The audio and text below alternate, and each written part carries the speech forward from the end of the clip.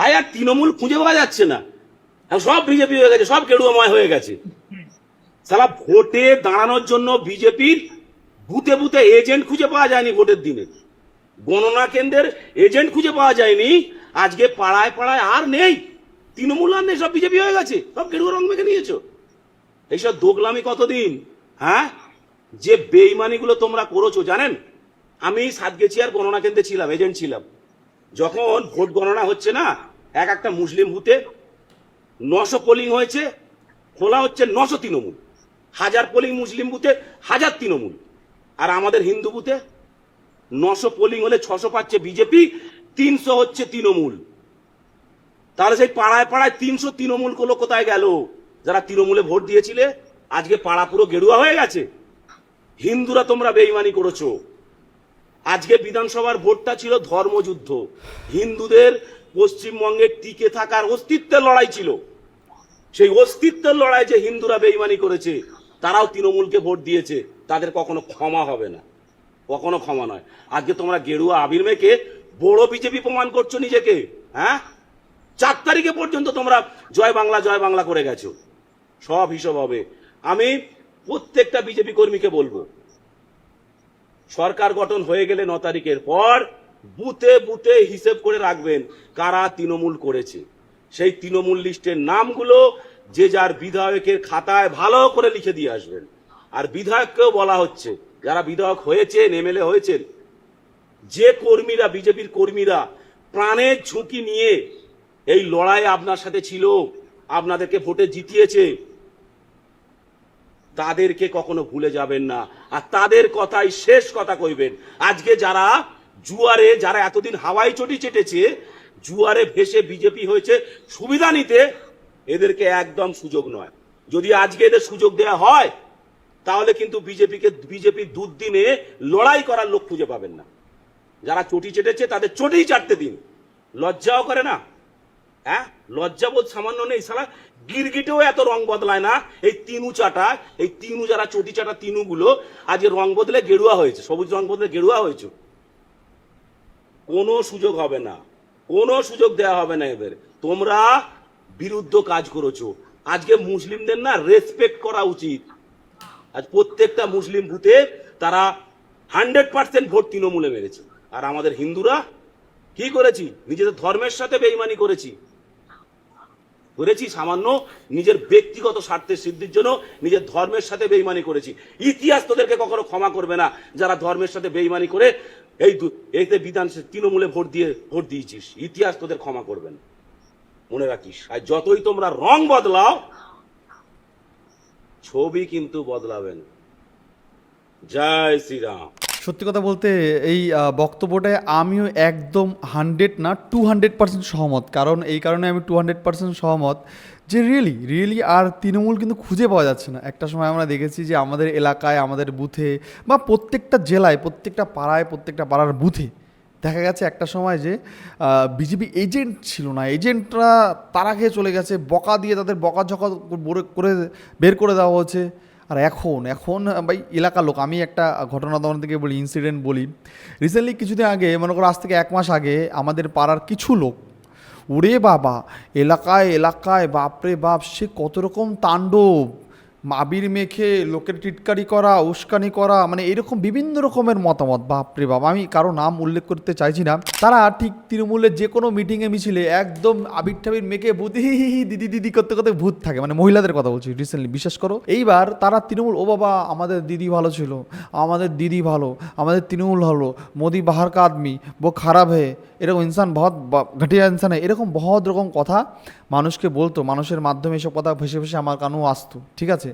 তো এইরকমই দেখছি আজকে যেই বিজেপি জিতেছে বাংলায় যে বিজেপি সরকার গঠন করেছে, মানে বিজেপি যেদিনকে জিতেছে, ও মাই গড, বিশ্বাস করো আমি বিজেপি সাপোর্টার হয়তো অনেক দিন ধরে ভিডিও বানাই, বাট বিজেপি ভালো লাগে, মোদিকে ভালো লাগে, তাই বিজেপিকে ভালোবাসি। এমন কোনো ব্যাপার নেই যে বিজেপি আমার সংসার চালায়, ঘর চালায়, এমন কিচ্ছুটা না।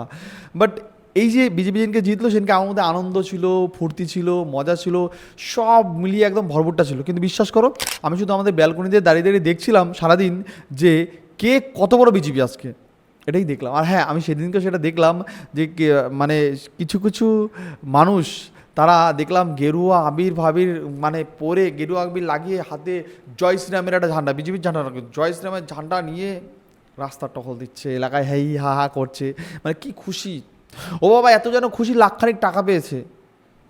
এটা খুশি না, জানো তো, এটা কি বলতো, এটা শুধু পিঠ বাঁচানোর নাটক।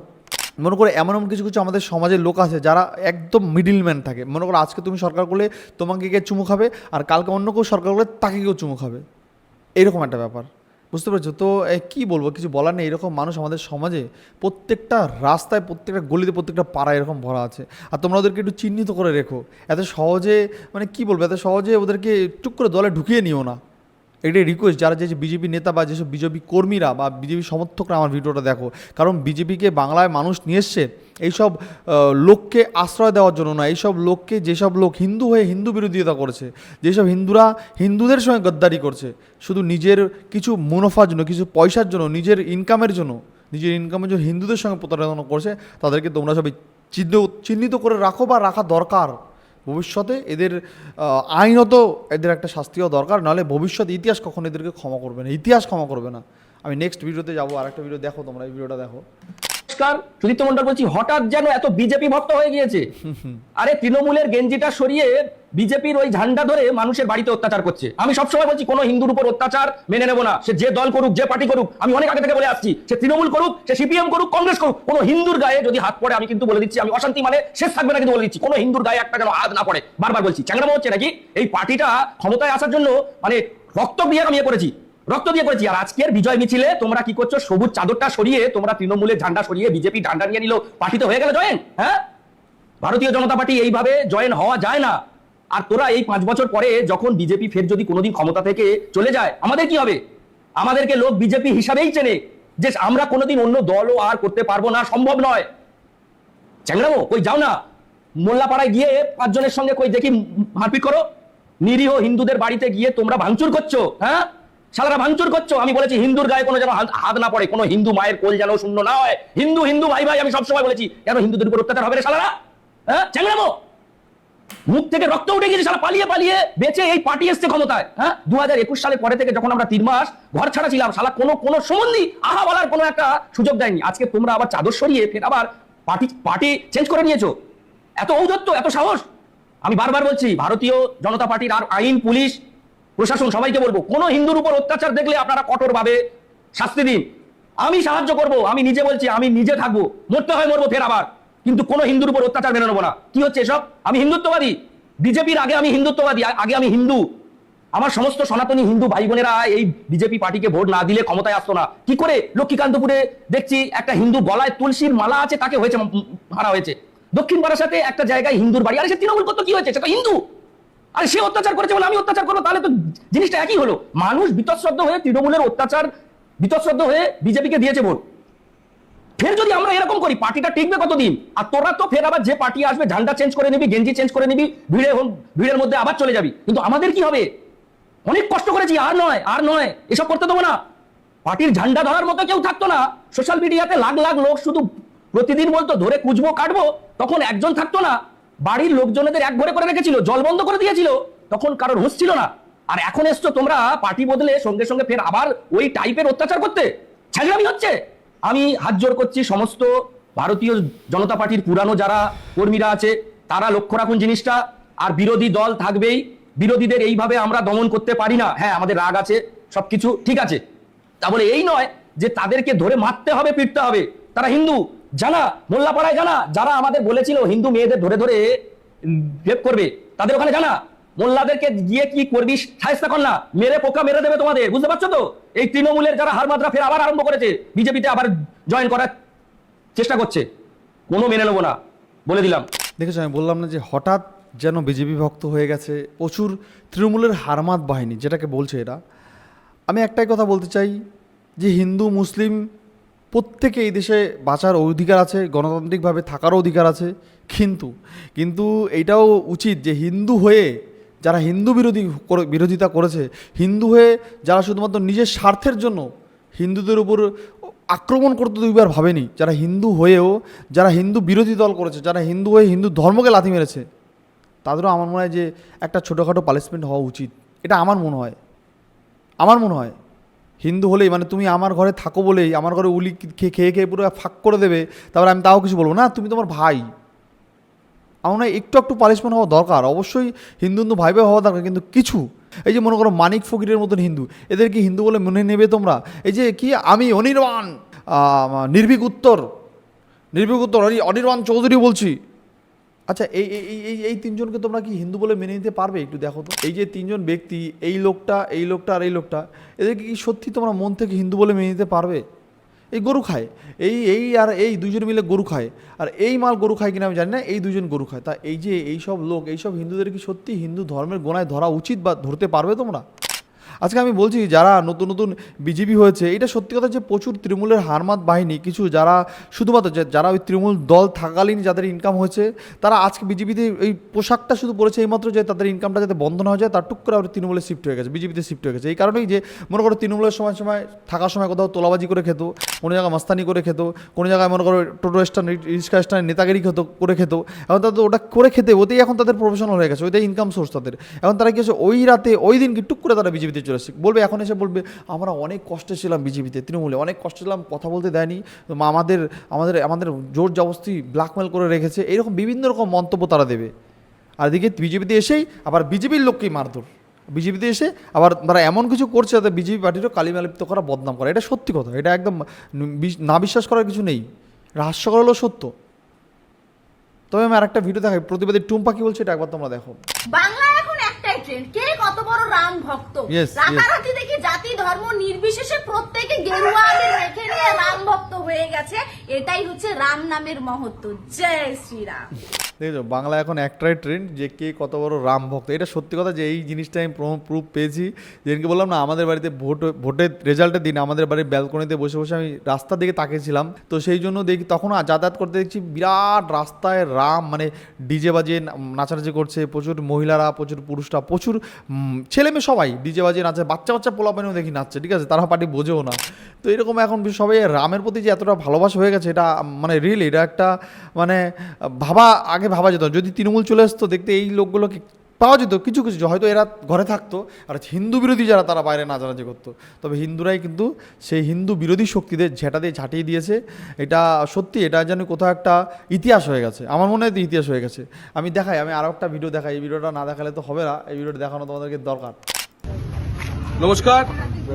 বীরভূমের মানুষকে কিভাবে যে কৃতজ্ঞতা প্রকাশ করব, ধন্যবাদ জানাবো, তা আমরা ভাষায় প্রকাশ করতে পারছি না। নত মস্তকে আপনাদের এই ভোটদান, আপনাদের এই জনাদেশ আমরা স্বীকার করে নিচ্ছি।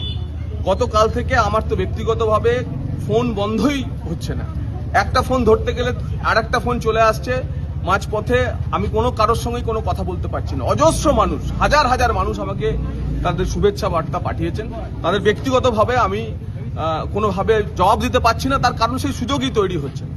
আমরা কৃতজ্ঞ আপনাদের জন্য, কিন্তু একই সঙ্গে কিছু কিছু জায়গায় জেলাতে একটু সমস্যা তৈরি হচ্ছে, কারণ হঠাৎ করে গত রাত থেকে কিছু নতুন বিজেপি তৈরি হয়েছে, কিছু দুষ্কৃতী, তারা হঠাৎ করে বিজেপির ঝান্ডা নিয়ে বিভিন্ন জায়গায় তাণ্ডব শুরু করেছে, খবর আমাদের কাছে আসছে।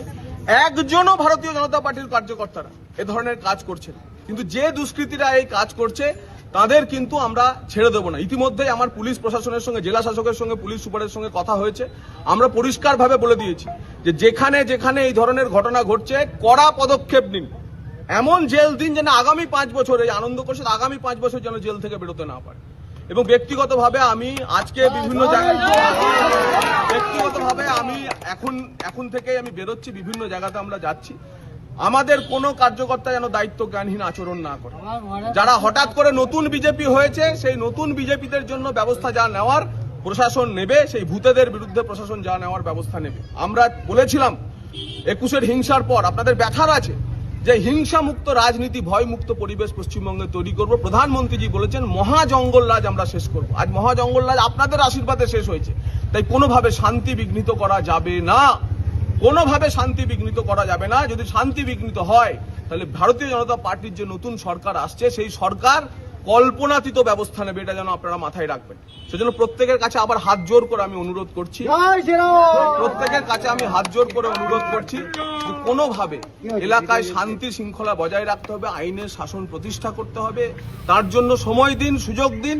যারা আমাদের উপর অপরাধ করেছে তারা কেউ ছাড় পাবে না। আমি প্রচারে বলেছিলাম যে অপরাধ এবং অপরাধীর গুণ বিচার করে প্রয়োজন মতো অ্যান্টিবায়োটিক আমরা দেব, কিন্তু সেই সুযোগ তো সরকারকে দেবেন, নিজেরা আইন হাতে তুলে নেবেন না। এই অনুরোধ আপনাদের করছি। আজকের মধ্যে এই মুহূর্ত থেকে কোনো জায়গায় আর সে তৃণমূলের যেই হোক অন্য কেউ হোক আপনাদের উপর অত্যাচার করলে পরেও তাদেরকে ক্ষমা করে দিন, তাদের উপর তাদের গায়ে যেন আঁচড় না পড়ে। ভারতীয় জনতা পার্টিকে বুঝিয়ে দিতে হবে, ভারতীয় জনতা পার্টির প্রতিটি কার্যকর্তা থেকে, আমরা চোরামূল না, আমরা তোলামূল না, আমরা হচ্ছি যে এই তোষণবাদী। ঠিক আছে, ওনার কথাগুলো সবটাই পুরোপুরি ভালো লাগলো। জগন্নাথ ওনার নাম, ওনার কথাগুলো সত্যিই উনি যেই কথাগুলো বলেছে যে আমরা আর জঙ্গলরাজ করতে চাই না, বাস্তব কথা। আমিও এগ্রি করি যে এই তৃণমূল যেটা করেছে সেটাও যদি এই বিজেপি এসে করে তাহলে তৃণমূলের সঙ্গে বিজেপির সব মানে কোথায় রইলো, ডিফারেন্সটা কী রইলো, ডিফারেন্সটা। কিন্তু এটাও হওয়া উচিত বাংলার মানুষকে, যারা বিজেপি করার অপরাধে দিনের পর দিন ঘর ছাড়া হতে হয়েছে, বাংলার হিন্দুদের বিজেপি করার অপরাধে গ্রাম ছাড়া হতে হয়েছে, বাংলার হিন্দুদের বিজেপি করার অপরাধে মরতে হয়েছে, তাদেরকে যদি এত সহজে এই সরকার যদি মনে করে যে তাদেরকেও শেল্টার দেবে, তাহলে হিন্দুরাই এই সরকারকেও কী বলবো, আমার কিছু বলার নেই। সে তোমরা কমেন্টে জানিও ভাই, তোমরা কমেন্টে জানিও। তবে এত উদারতা আমার মনে হয় উদারতা দেখানোর দরকার আছে, বাট অতিরিক্ত হয়েছে, উদারতাটা একটু অতিরিক্ত হয়ে গেছে। উদারতাটা এতটাই অতিরিক্ত হয়ে গেছে, মানে এই আনন্দে যারা বিরোধী, যারা এতদিন অত্যাচার করেছে তারাও এখন অত্যাচার করে মানুষকে মারা শুরু করছে, মানুষকে মারছে। আচ্ছা বলুন তো, সত্যি যদি আপনাদের মধ্যে এই গান্ধীবাদীরা যদি থাকতো তাহলে ভোটের আগে কেন বলেছিলেন যে যোগীরাজ আমরা করবো, আমরা হেমন্ত বিশ্ব শর্মার মতো রাজ করব, হেমন্ত বিশ্ব শর্মার মতো আমাদের রাজ্যটাকে তৈরি করবো, যোগী রাজ্য তৈরি করব। আর এখন দেখছি ভাই জেতার পরে দেখি ঘোল চেঞ্জ, জেতার পরে দেখছি বলছে এখন আমরা হয়ে গেছি গান্ধীবাদী, আমরা সবাইকে ক্ষমা করে দিই, এক গালে মারার পর আমরা আর এক গালও পেতে দিতে পারি। আপনারা একটা কথা মাথায় রাখবেন যে আপনাদের কিন্তু সরকার রয়েছে শুধুমাত্র হিন্দুদের কথাও আপনাদের ভাবা উচিত, অবশ্যই হিন্দুদের কথা আপনাদের ভাবতে হবে। আজকে এই যে কত লোক, আমার নিজের চোখে দেখা কত লোক দিনের পর দিন মার খেয়েছে আমাদের এলাকায়, পাশের এলাকায় একটা লোক বিজেপি করার অপরাধে তাকে কীভাবে নৃশংসভাবে হত্যা করা হয়েছে 2 বছর আগে। আচ্ছা সবাই ওয়েট করেছিল, পাখির চোখ করেছে কবে সরকারটা চেঞ্জ হবে, কবে আমাদের মধ্যে আলাদা একটা শক্তি আসবে, কবে আমরা সেই প্রতিশোধটা নেব।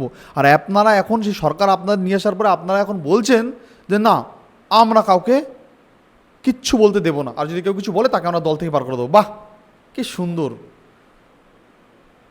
এটা বলতে পারতেন আপনারা কি যারা আপনাদের উপর অত্যাচার করেছে তাদের দৃষ্টান্তমূলক শাস্তি দেবে এই সরকার, আপনারা নিশ্চিন্তে থাকুন, একটু সময় দিন সরকারকে।